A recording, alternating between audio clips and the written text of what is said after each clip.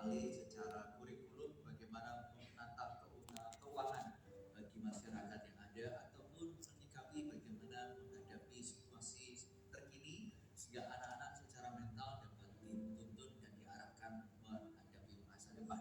Bukan hanya di Tanjung Duren Selatan, ada banyak proyek-proyek yang tentunya kita sudah bergumulkan untuk kami tata. Karena itu kami mengajak Anda jika ingin mengetahui lebih jauh tentang MSP, apa programnya, bagaimana dan bagaimana keterlibatannya, Anda dapat menghubungi tim kami ada di front desk. Oke, Bapak Ibu Saudara sekalian, di kesempatan malam hari ini, kalau Anda suka mencatat khotbah, saya memberi tema murid bukan pengikut. Dan kita akan melihat bersama-sama terlebih dahulu dalam kitab Lukas pasal yang ke-14 ayat 25 sampai ayat yang ke-27. Dikatakan seperti ini. Pada suatu kali banyak orang berduyun-duyun mengikuti Yesus dalam perjalanannya. Sambil berpaling ia berkata kepada mereka, "Jikalau seorang datang kepadaku dan ia tidak membenci bapaknya, ibunya, istrinya, anak-anaknya, saudara-saudaranya laki-laki dan perempuan, bahkan nyawanya sendiri, ia tidak dapat menjadi muridku. Barang siapa tidak memikul salibnya dan mengikut aku, ia tidak dapat menjadi muridku." Bapak Ibu Saudara sekalian, kalau kita melihat apa yang Yesus sampaikan, maka kita melihat bahwa gak sembarang orang berarti bisa menjadi murid Yesus. Apakah itu berlebihan? Saya rasa tidak. Sebab setiap orang itu selalu mengharapkan yang terbaik untuk dirinya. Orang bekerja hendak mendapatkan income yang terbaik. Orang berelasi ingin mendapatkan kawan dekat, sahabat, ataupun pasangan yang terbaik. Membuka usaha ingin mendapatkan lokasi yang terbaik, bisnis yang terbaik, sekolah yang terbaik, kampus yang terbaik, dokter yang terbaik. Semuanya diharapkan yang terbaik. Tak diharapkan yang kualitasnya kelas bawah. Meskipun terkadang kalau yang terbaik tak bisa, yang di bawahnya juga kita terima. Tapi start awal selalu menginginkan yang terbaik.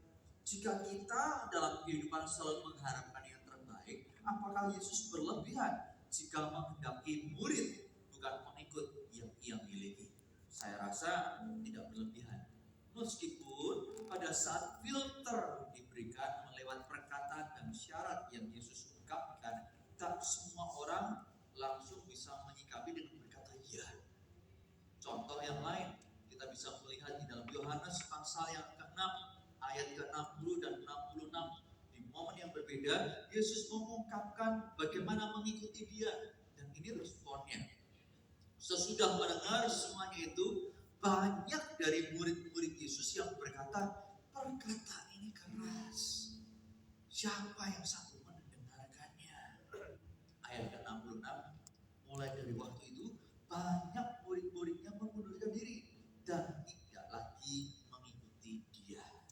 Jika mengikut Yesus saringannya begitu rupa, apakah tak dikehendaki seorang pun ikut dia? Bapak Ibu Saudara sekarang, hanya karena banyak orang gagal tidak otomatis semua gagal. Banyak yang mundur bukan berarti semua mundur. Salah satu yang kita bisa temukan di ayat yang ke-67 dari pasal yang sama sampai 69 dikatakan, setelah orang-orang mulai mengundurkan diri, ini perkataan Yesus kepada murid-muridnya. Kata Yesus kepada mereka, pada 12 muridnya, "Apakah kamu tidak mau pergi juga?" Semua pergi itu. Kalian gak ikut? Mau tetap di sini? Jawab Simon Petrus kepadanya, "Tuhan, pada siapa kami akan pergi? Perkataanmu adalah perkataan hidup yang kekal, dan kami telah percaya dan tahu bahwa Engkau adalah yang kudus dari Allah." Bapak Ibu Saudara sekalian, pada waktu Yesus mengungkapkan syarat mengikuti Dia, itu menunjukkan sebuah harap supaya semua yang mendengar bisa menata, sehingga standar yang didengar itu dipersiapkan untuk diraih. Hanya memang ternyata gak semua orang memberi diri untuk jadi murid.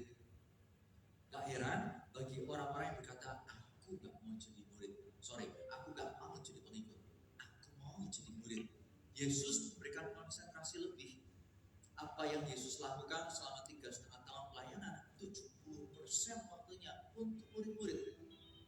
Bukan hanya untuk makan bersama, bukan hanya tinggal dan melewati perjalanan bersama, tetapi untuk mengajar, memperlengkapi, menegur, menasihati, mengangkat, dan lain sebagainya. 70%. 30% lainnya untuk mengerjakan hal yang berbeda. Dan kita juga tahu, gak heran, karena murid adalah sesuatu yang di hati Tuhan. Pada saat dia naik ke surga, Matius pasal yang ke-28 ayat 19 dan 20, Yesus berkata kepada murid-muridnya sebuah pesan, murid-muridku, pergilah, jadikan semua bangsa murid-murid. Murid-murid diperintahkan untuk memuridkan orang-orang yang lain. Karena di hati Tuhan, murid itu memang berbeda dengan pengikut. Pertanyaannya sekarang, murid itu seperti apa? Pada saat saya merenungkan, paling tidak saya temukan dua hal ini. Yang pertama, murid mengikuti gurunya karena ada komitmen yang dibuat. Kalau pengikut jadi fans seseorang, begitu fans tersebut mungkin tak menyukakan hati, dia bisa tinggalkan karena tidak ada ikatan apa-apa. Murid dan guru itu ada komitmen yang menyatukan. Ayat yang ke-26 dikatakan, jikalau seorang datang kepadaku dan ia tidak membenci bapaknya, ibunya, istrinya, anak-anaknya, saudara-saudaranya laki-laki atau perempuan, bahkan nyawanya sendiri, ia tidak dapat menjadi muridku. Bapak ibu saudara sekalian, ayat ini bukan berarti Yesus kontradiksi dengan ayat-ayat yang lain. Di ayat yang lain kita tahu, hormati ayah dan ibumu. Kalau mau panjang umur dan berbahagia di bumi, hormati ayah ibumu. Kepada ayah dan ibu, orang tua diajar oleh Tuhan untuk mengasihi, jangan bangkitkan amarah di hati anakmu. Kepada suami, Tuhan perintahkan kasihi istrimu. Kepada istri, tunduklah kepada suamimu. Kepada sesama, kasihilah tetanggamu. Jadi perintah yang semuanya baik kepada orang sekitar mendadak diperhadapkan pada perkataan yang jelas sekali. Benci, tidak benci orang-orang itu tidak layak ke Tuhan. Maksudnya bukan berarti kita menghindari permusuhan, tetapi dalam kita mengikut Tuhan, belum tentu dalam sebuah keluarga semuanya juga sama. Ada waktunya kita diperhadapkan pada pilihan, mengikuti tradisi kah yang bertentangan dengan firman atau mengikuti firman. Dalam situasi itu mana yang kita tentukan? Atau ada momen-momen, saya mengingat 2003 awal pertama saya ikut perintisan BMS di Manado. Dalam perintisan itu saya meninggalkan rumah dengan pergumulan karena orang tua papa sakit. Dalam kondisi itu bagaimana, harus berbuat apa, itu jadi pergumulan. Tetapi mengingat ada mama dan koko, saya putuskan masih aman di rumah, saya berangkat.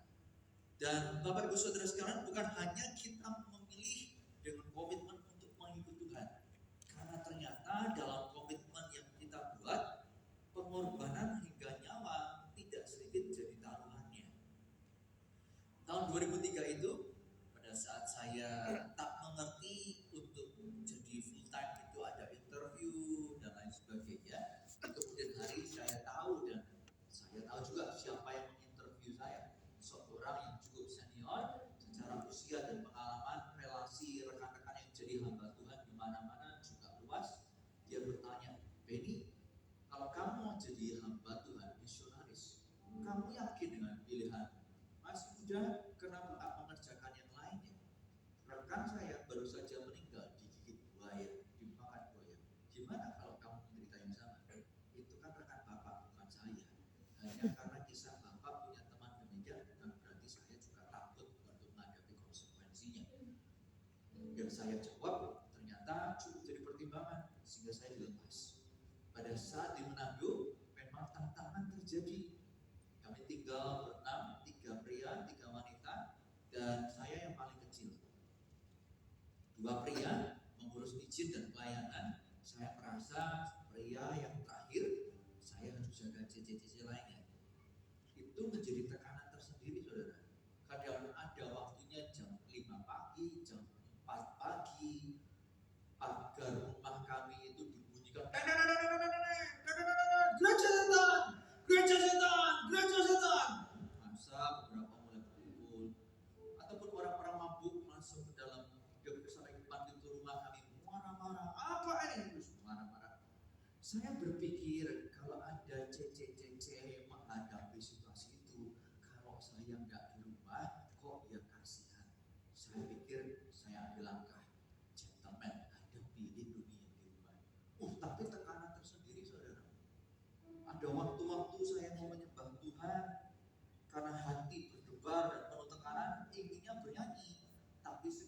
jreng, cuma bisa menangis. Jreng, wah, karena saya pikir jadi hamba Tuhan kok tekanannya begini.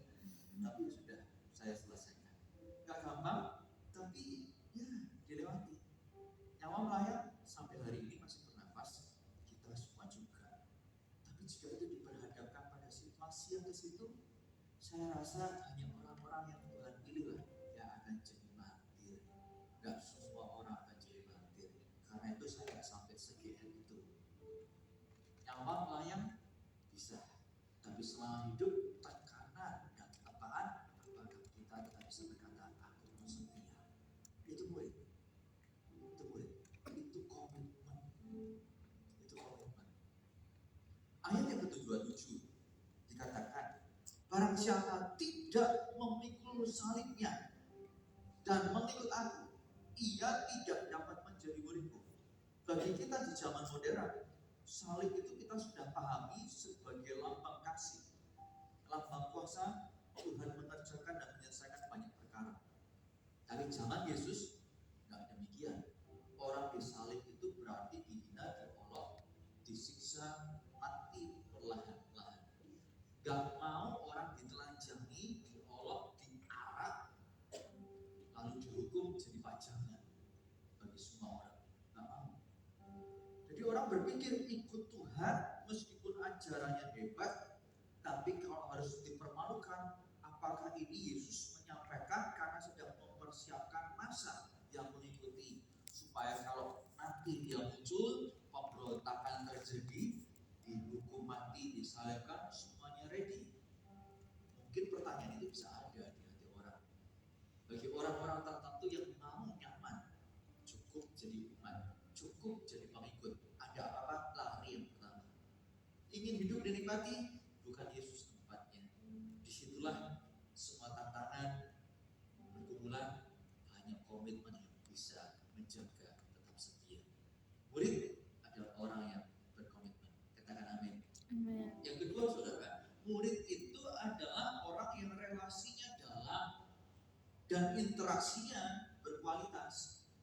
Pengikut karena melihat dari kejauhan hanya mendengar sayup-sayup ataupun dari kejauhan dan tebak-tebak, karena tidak ada kedekatan dan tidak ada kedalaman hubungan di antara mereka.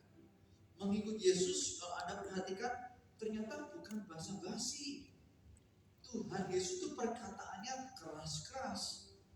Dalam keadaan keras dia katakan, murid-muridnya bukan menjadi orang yang tabah dan ya sudahlah, memang guru itu orangnya begitu. Enggak. Berapa kali murid-murid ditegur, ternyata lebih dikenal hatinya daripada perkataannya. Dalam ketegasan, murid-murid mengenali Tuhanku peduli, guruku mengajar bagaimana kualitas harus dikerjakan.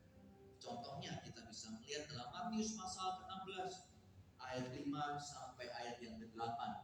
Pada waktu murid-murid Yesus menyeberang danau, mereka lupa membawa roti. Yesus berkata kepada mereka, jaga-jagalah dan waspadalah terhadap ragi orang Farisi dan Saduki. Maka mereka berpikir-pikir, seorang pada yang lain berkata, itu dikatakannya karena kita nggak bawa roti. Yesus sindir, karena kita nggak bawa roti, makanya suruh hati-hati. Sebetulnya di anak murid-murid kalau mau ngomong sudah belak-belakan aja, jangan sindir-sindir. Tetapi ayat ke-8 dikatakan Yesus mengetahui apa yang mereka perbincangkan. Ada miskom yang Yesus sampaikan bukan tentang makanan. Karena itu ia berkata, mengapa kamu memperbincangkan soal tidak ada roti? Kayak orang-orang yang kurang percaya. Barusan ada mujizat roti jadi banyak, bahkan sisanya juga berjubel-jubel bakulnya.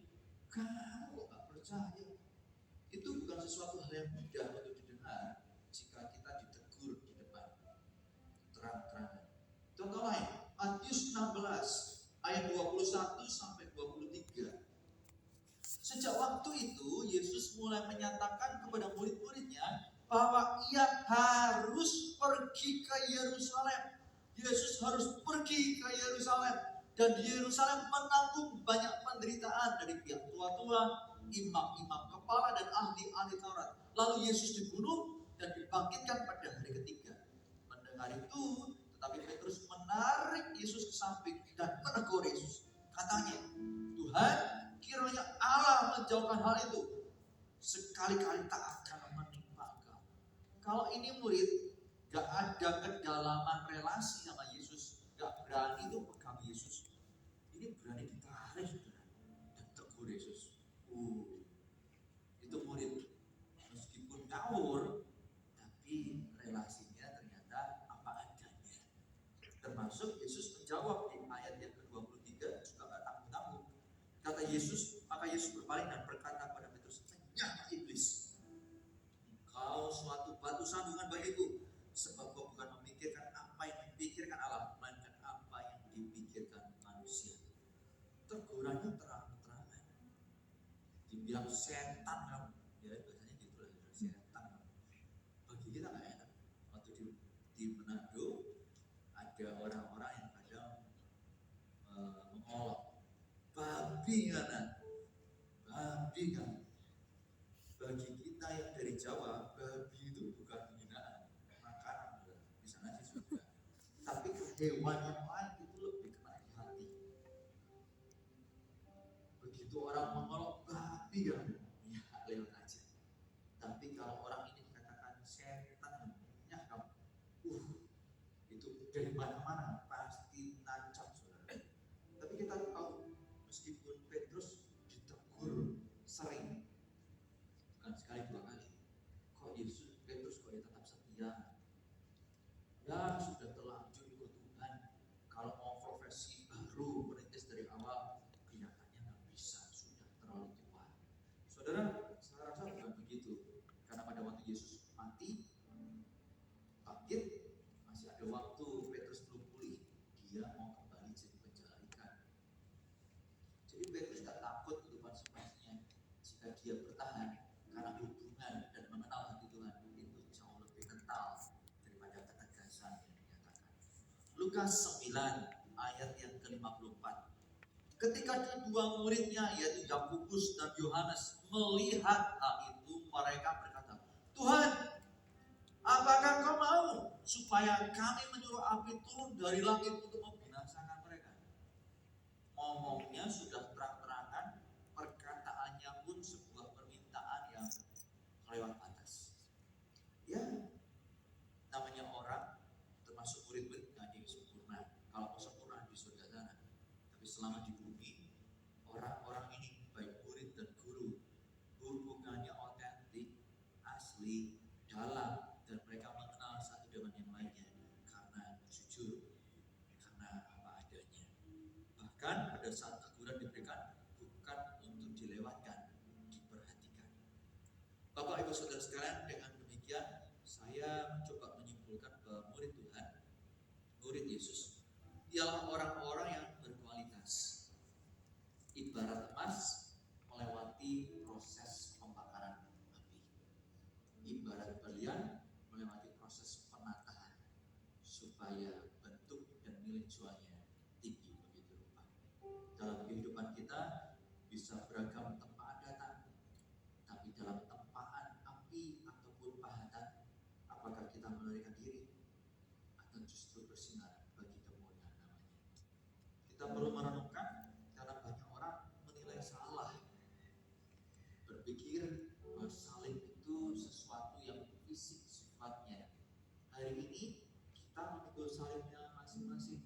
Saudara dan saya punya tanggung jawabnya berbeda, salibnya berbeda, tapi satu kesamaan yang melebihi kekuatan kita. Amin. Kesamaannya Tuhan tak tinggalkan. Hanya apakah kita memperhatikan bahwa pada saat kita menjadi orang memutuskan bukan jadi pengikut, tapi menjadi murid, keputusan tersebut bukan satu-satunya kontribusi untuk kita berhasil menjadi murid yang teruji. Bukan, kontribusinya ada dari sisi kita, tapi tidak sepenuhnya. Matius pasal yang keempat, ayat yang ke-18 dikatakan, "Dan ketika Yesus sedang berjalan menyusur danau Galilea, ia melihat dua orang bersaudara, yaitu Simon yang disebut Petrus dan Andreas saudaranya. Mereka sedang menebarkan jalan di danau sebab mereka penjala ikan. Katakan bersama-sama, penjala ikan. Profesi keadaannya kala itu. Yesus berkata kepada mereka, "Mari, ikutlah aku, maka kamu akan kujadikan penjala manusia." Yesus berkata, "Kamu, hai penjala ikan, ikut aku. Kamu ikut aku, keputusan mengikut itu kontribusimu dari aku. Pada saat kamu ikut, aku akan pahat kamu, aku akan menjadikan bukan penjala ikan lagi, penjala manusia." Tuhan itu paling mengerti bagaimana pada waktu kita itu dibentuk dan diproses menjadi sebuah masterpiece. Ada seorang yang bernama George Wright.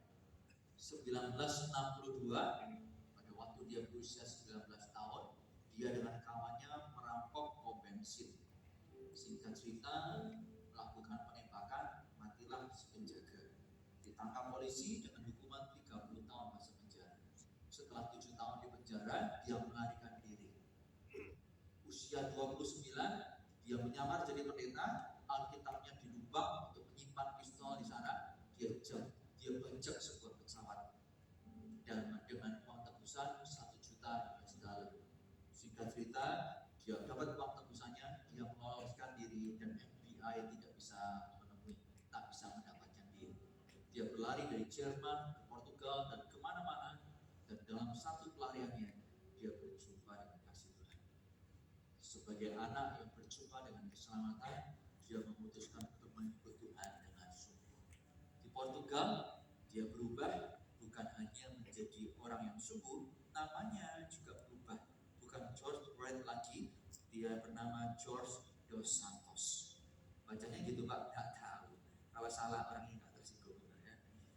George dos Santos sebagai orang murid Kristus ciptaan baru dengan kriminalitas yang begitu tinggi, dia memilih untuk melepaskan masa lalu dengan semua bayangan masa lalu yang tak mudah.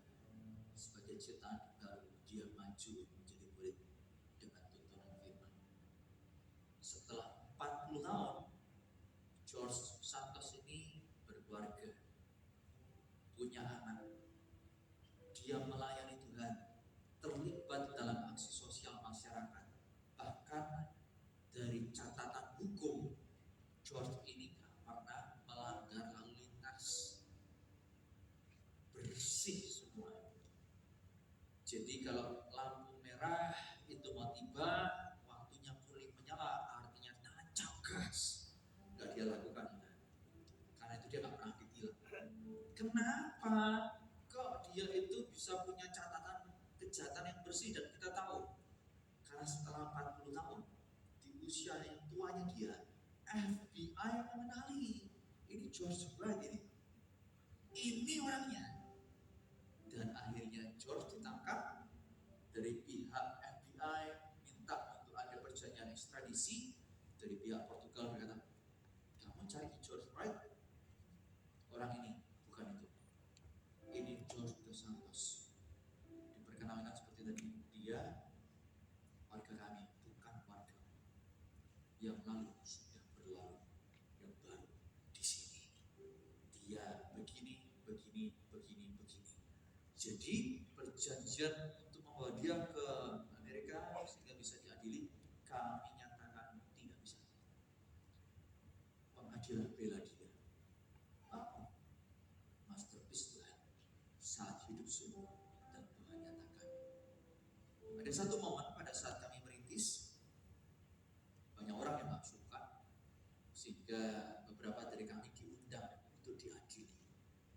Pada saat kecaman-kecaman diberikan dan kami tidak bisa berbuat apa-apa, saksi-saksi palsu dihadirkan dan kami dinyatakan bersalah. Tiba-tiba ada mantan napi yang berdiri dari tempat duduk dan berkata, kalau Kepnas mau ditutup, bagaimana dengan kami? Anda perlu tahu, tahun lalu kita ada SCGSC di Surabaya, jam 4:30 Jumat pagi saya hadir secara online untuk ibadah para mantan nabi.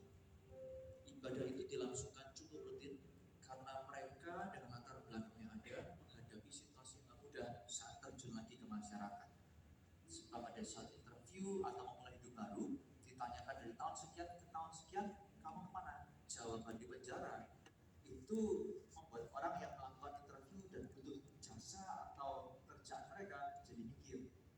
Kalau aku percaya, suatu kali dia bekerja dan buat kesalahan yang dipertanyakan saya, dan tahu backgroundnya begitu kok dipercaya. Lebih baik tolak orang baru yang backgroundnya bersih, diterima. Kalau suatu kali orang yang background bersih itu berbuat salah, itu bukan salah saya, itu salah orang itu sendiri. Gak gampang. Tapi para mantan nabi ini berdiri dan berkata, kalau GMS ditutup, siapa yang terima kami? Kami sudah pergi ke banyak tempat, gak ada yang menerima. Saat kami hidup baru di GMS dan dilayani, dipulihkan, hari ini kami jadi manusia berbeda dan mau ditutup, mau terima kami. Mantan nabi berani begitu, dan GMS itu jadi ditutup karena para saksi hidup ini berani begini bagi kami, orang-orang yang dipulihkan Tuhan. Amin. Bukan dari penjala ikan, bukan. Karena penjala ikan itu masih punya martabat, kerja dengan halal. Tapi yang saya ceritakan mungkin sama banyaknya dengan kita yang merasa aku kerja, tapi hidupku tak seperti yang orang kira. Dosaku bertumpuk begitu rupa. Bukan dengan start penjala ikan, tapi lebih turun ke bawah, minus semuanya. Bapak Ibu Saudara, jika kisah saudara dan saya itu sama minusnya, gak kesusahan bagi Tuhan itu membentuk berlian dengan tantangannya. Jika semua orang berkata, aku bersedia. Oh gak gampang Tuhan, tapi aku bersedia. Petrus dari seorang penjala ikan menjalani proses jatuh bangun, bahkan menyangkal Tuhan. Tapi dalam dia menyangkal Tuhan, maklumnya gak kepalang, susah rasanya menerima kenyataan, tapi dia harus bertebal muka dan berharap ada situasi yang baik di depan. Pada saat Yesus datang memulihkan, dia menjadi ciptaan baru yang disegarkan. Dalam kitab Rasul pasal pertama dan kedua, kita lihat apa yang terjadi. Dan pada saat dikelilingi massa 3.000 orang ini bisa berdiri dan berkata, apa yang kau katakan pada hari ini kepada orang-orang ini? Mereka bukan mabuk, sebab hari masih siang. Inilah yang dikatakan oleh kitab Yoel, bla bla bla bla bla bla. Dan Alkitab mencatat para pendengar itu hatinya seperti disayat. Kata yang sama itu dipakai untuk menggambarkan pada waktu Yesus disalib dan ditombak lambungnya. Sesakit itu jika orang masih bernyawa, hati para pendengar itu begitu tersayat, merasa bersalah karena pekerjaan Allah kok dikecam sebagai bentuk dosa. Mereka bersalah dan mereka berkata, Petrus, apa yang kami harus perbuat? Kami merasa bersalah dan berdosa dengan hal ini. Petrus berkata, berarti dirimu bertobat, beri dirimu dibaptis, kamu akan terima karunia Allah. Dan orang ini masih tak sempurna, sebab sempurna di surga, di bumi masih ada kesalahan, tapi dia mau berbenah menjadi lebih baik dari sebelumnya. Sampai dalam kitab Wahyu, namanya dijadikan Tuhan sebagai fondasi Yerusalem baru. Itulah Allahmu dan Anakku. Memang kita bisa merasa hidup ini tak ada harap lagi, sudah palunya tak kepalang. Tapi di mata Tuhan, pertanyaannya bukan masa lalu. Sebab sejauh timur dari barat, Tuhan itu mengampuni dosa kita. Tak diingatnya kesalahan kita. Mengapa kita terus memegangnya? Bukan berarti gak tahu diri, bukan. Tapi justru bisa menempatkan diri. Dia yang maha kuasa dan maha kasih, tak mungkin kita bisa permainkan. Dia memberi kesempatan, mengapa kita mencabut kesempatan itu kepada diri sendiri? Kita pun baru membuka. Bapak Ibu Saudara saya ingin bertanya, bagaimana hari ini? Apakah Anda sedang lari dari proses Tuhan? Kau pernah berkata mau jadi murid dan tempaan hidup sedang datang menerpa? Mungkinkah kau Jadi sudut yang diharapkan, sudut setia, Anda menyimpang begitu rupa. Atau mungkin Anda sudah bukan menyimpang, Anda sedang dalam persimpangan. Ikut Tuhan, atau enggak ya? Bapak Ibu Saudara, panggilan ini untuk membawa Anda pulang. Ayo pulang, mari kembali. Tuhan menantimu, Dia ingin memulihkanmu dan mempercayamu lagi. 2020 bulan Juni ada seorang reporter televisi namanya Sam. Dia belanja di swalayan, kemudian pada waktu ingin mengolah sayuran yang dia beli, didapati ada seekor ulat. Umumnya yang kita perbuat matikan ulatnya, dan kalau sayurannya itu kita anggap murah, ya dibuanglah. Atau kalau kita menganggap sayurannya berharga, brokolinya, yang ulatnya dimatikan dengan air panas kita bersihkan. Tapi beda dengan Sam, yang dia lakukan adalah foto brokoli dengan ulatnya, masukkan ke sosial media, lalu tag swalayan ini. Setelah melakukan itu, dia pelihara itu ulat dalam sebuah toples disertai limpahnya brokoli. Dari pihak swalayan mendapati namanya bisa rusak, melakukan tindakan penggantian, yaitu kirim brokoli-brokoli. Setelah brokoli-brokoli dikirim, ternyata Sam mengolah dan mendapati bukan hanya satu ulat, ada 5 ulat baru. Dan dia berpikir, satu dipelihara, 5 masa enggak. Semua ulat 5 jumlahnya, total berarti 6 dipelihara di satu tempat. Tiap hari difoto, di video, masukkan ke sosial media. Temannya mengikuti, dan pada saat suatu kali beli brokoli, temukan ulat lagi.